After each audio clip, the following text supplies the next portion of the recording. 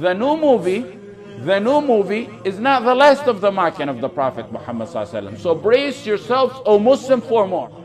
The Prophet Muhammad sallallahu alaihi wasallam is essential to mankind, just like the sun is essential to mankind.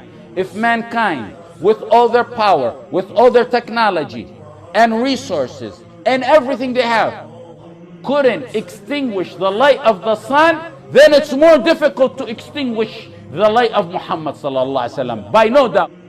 No matter how much they try to degrade and defame the Prophet Muhammad sallallahu alaihi wasallam or mock him, they will lose, because he was honored by the ultimate source of honor, Allah subhanahu wa ta'ala. The universe, in all their might, in all their power, in all their technology, in all their resources, in all their unity that they have against the Prophet sallallahu alaihi wasallam, couldn't degrade him one tiny little bit, because he got his honor from Allah.